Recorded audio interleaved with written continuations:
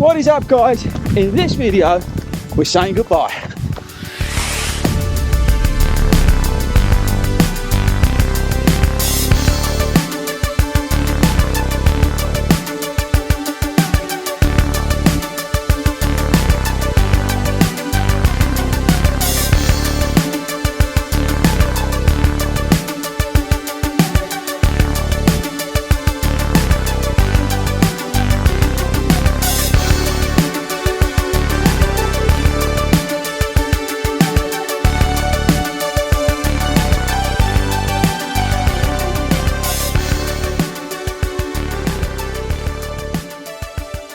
What is up, everyone, and welcome back to 40 Runs. How are we all doing? Don't panic, it's not me saying goodbye. We are in this video saying goodbye to the Glide Ride. Why?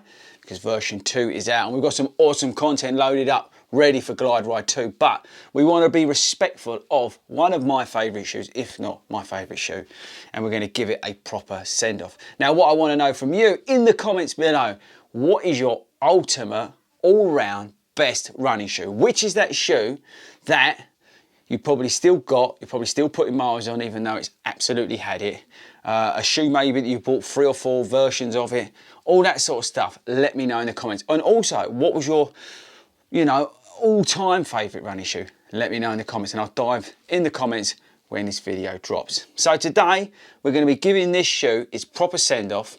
So let's get stuck in. So firstly, we're going to talk about what makes this shoe so awesome, because you can still buy this shoe. It's under £100 here in the UK.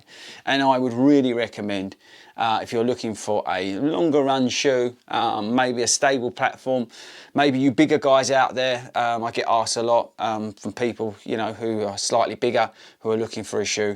I always send them to the Glide Ride. And there's many reasons for that, and we'll come on to that today. But yeah, let's talk a little bit about the features of the shoe before we get into why I love it so much. Okay, so like I said, this shoe is under £100 here in the UK. You've got the Flight Foam midsole with gel. See that? Always gel, Asics. Then you've got a very wide platform, very stable platform. And then you've got the guide sole technology. So the guide sole technology is all about improving efficiency in your foot strike, in your ankle movement, which then helps you feel less tired over those longer runs. That's roughly how it all works. You've got the curvature there. You've got the sort of, propulsion plate, which helps you go through the shoe. It is a real rocker sensation, a real heel to toe transition. You can really feel it. It's got like a lower centre of gravity. The shoe's got a 5mm drop, by the way, and it weighs just under 12 ounces in my 9.5 UK.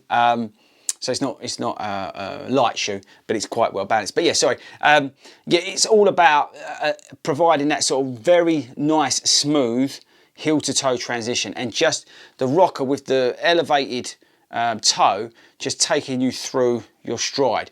So it's all about increasing efficiency and using less energy, so saving with the ankle movement while you're out there. That's how the guide sole technology works, and as you're probably going to expect me to say, it works really, really well.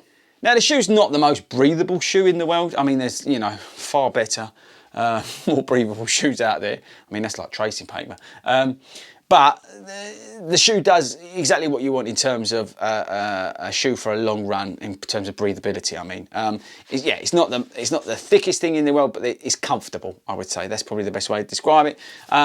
You've got coverage on the lateral and medial sides, which do provide elements of structure. You've got a big, decent heel counter, again, adding stability in the heel. And then there's plenty of foam around the heel counter area and on the tongue to provide a comfortable ride. In terms of the arch, some people do complain about it. I've had no issues with the arch in the fact that it's heavily raised. I don't find it heavily raised, and that's someone who does suffer with some shoes that have a protruding arch. I have no problems with this shoe, as you probably imagine, and it fits true to size. It's an Asics, so it fits true to size, especially in the width. The outsole, as you can see, does very well down the canal and towpaths where I've been running in it. There's plenty of grip. I mean, I've run these things in every single weather condition humanly possible, and it's done fine. I've actually even ran these in the trails even when it's dry, and they've done just fine. So I think that's enough that you need to know in terms of stats and features and that sort of stuff. So let's get on to why I absolutely love this shoe. So this is my third pair, and I've used these for marathons. I've used these for marathon training blocks, half marathon training blocks, half marathons. It has been a staple addition to my rotation ever since it came out. It was a shoe that I found by accident. I got the Meta Ride from Asics, and I wasn't that impressed with it. And I was actually having a chat with somebody from Asics, and they said to me, "Fordy, just wait. There's going to be a version of the shoe, the Meta Ride, coming out that is at a lower price point, that's got all this awesome technology from the Meta Ride. I think you're going to dig it." And then this came out. So I got that shoe, and I think the first shoe, there's a video of it. The first shoe I got, I went out and ran 20 miles in it. It was awesome. And it's one of those shoes, like I always say on 40 runs, you know, you find that when you know you can put it on and just go out and run in it, you know you found an awesome, awesome shoe. For me, is this shoe on those longer runs, because I do a lot of marathon training, because I do a lot of half marathon training, I need something that's going to eat up longer runs.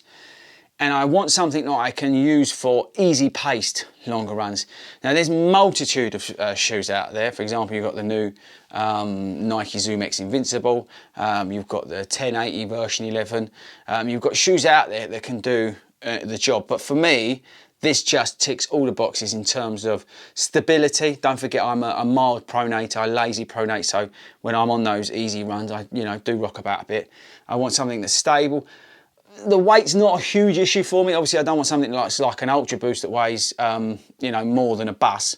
But weight is not as much of a bit. But I want something that's going to be, help me along the way. So the fact that this has got the rocker technology in it, the movement from heel to toe. Again, when I'm lazy, I'm more striking towards my heel. I was a heel striker, but I moved forward as I improved my running form. But I do, when I slow down, become more of a heel striker. Again, this suits a heel striker. You've got the gel in it, so you've got the comfort, you've got the shock absorber. The movement in the ankle, I do move around. Again, I've not got a perfect running style, running form, so I do move around, and this just helps me out. And that's why I love it. I love a shoe that I can just get on my feet and go out and do the job that I want it to do and do it well. And that is why I've loved it. And this shoe can comfortably do, faster paced runs.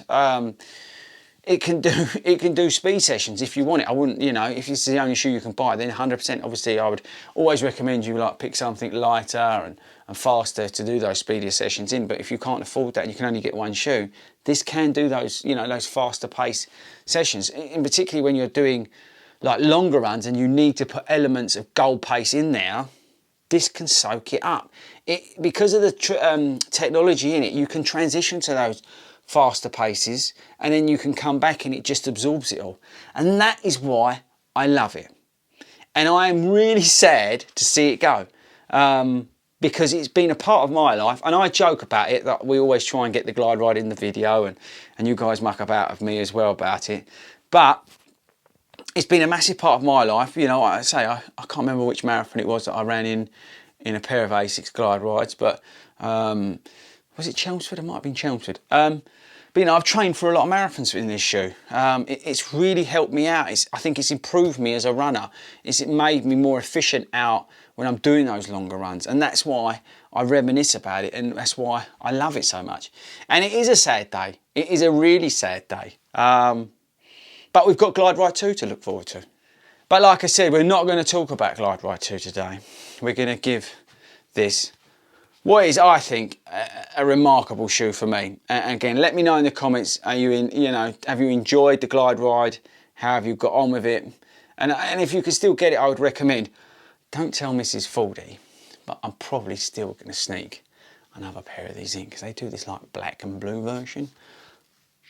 She can probably hear. Anyway, but yeah, it's a sad time, but the technology moves on. I'm excited about the Glideride 2. I think it's a good time to transition into it. But yeah, that's it, people. It's a sad day, isn't it? You all know how much I love it. So I think we all need to stand up and say a final farewell to the Glide Ride version 1.